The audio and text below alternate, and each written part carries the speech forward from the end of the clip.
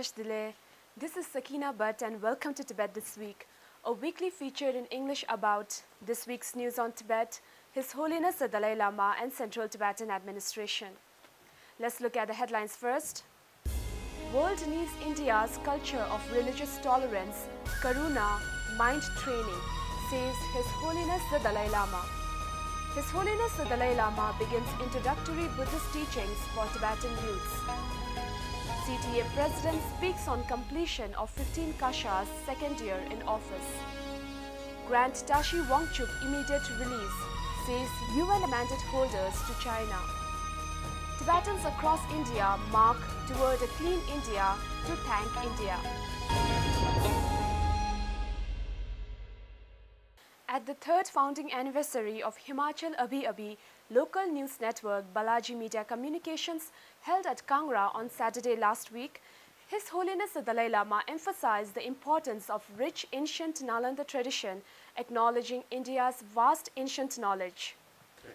His Holiness said that India has the potential to foster better knowledge about emotions and how to tackle destructive emotions that could eventually contribute to world peace.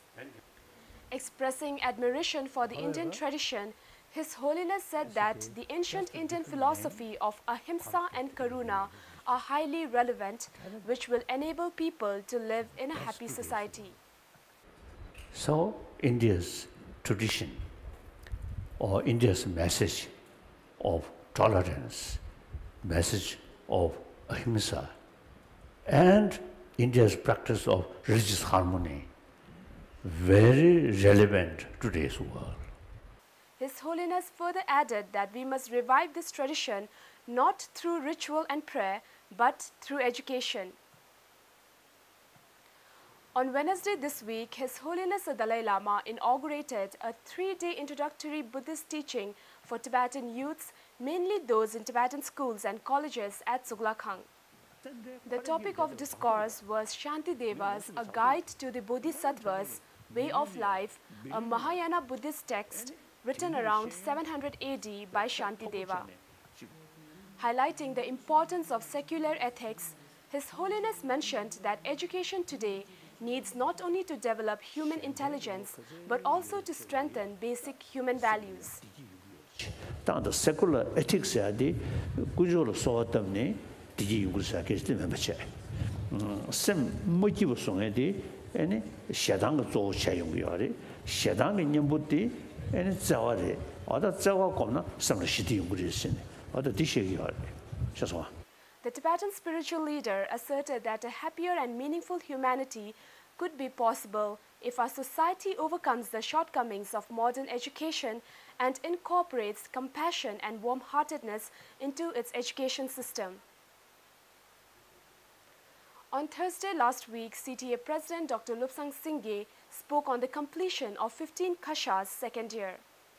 Dr. Singye said that, as per the wish and guidance of His Holiness the Dalai Lama to fulfill the aspirations of the Tibetans in Tibet, in the tenure of the 14 and 15 Kasha, they were fairly successful in doing so. Dr. Singye further spoke about the importance of organizing a conference on 550 Forum last year and also spoke about the upcoming 550 Youth Forum, which is to be held in August. About the infrastructure and development in Ganchen Kishong, the President said that the 550 vision of CTA seeks to make Ganchen Kishong into Little Tibet by transforming the architectural designs of CTA offices into Tibetan designs. He also mentioned about the upcoming new Tibet Museum project. In a press statement published on official website of Office of High Commissioner for Human Rights, a group of UN human rights experts have expressed themselves to be gravely concerned and condemned China's sentencing of Tibetan linguistic rights advocate Tashi Wangchuk for a 5-year imprisonment. Expressing their sadness over the news of Tashi Wangchuk's sentence, despite repeated calls to China to release him, the experts said, "It is deeply concerning that this sentencing came after we issued 2 joint communications calling for his immediate release and for all the charges to be dropped." The experts added that the governments should under no circumstances undermine or repress legitimate human rights advocacy and action, such as in this case using national security, public order or anti-terrorism discourses. The UN mandate holders also exhorted China to provide information about China's effort to promote and protect the linguistic and cultural rights of the Tibetan minority.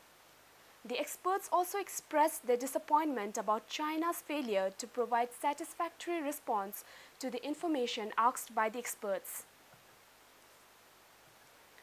Tibetan settlements across India marked World Environment Day as part of the Thank You India 2018 campaign announced by the Kasha of the Central Tibetan Administration.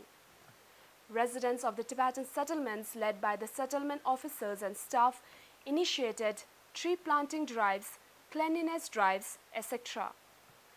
The Tibetan settlement officers also explained the Thank You India campaign to local Indians and expressed the Tibetan people's gratitude to the people and government of India for hosting His Holiness the Dalai Lama and the Tibetan people for the last 6 decades. So much for this week. See you next time and have a great weekend.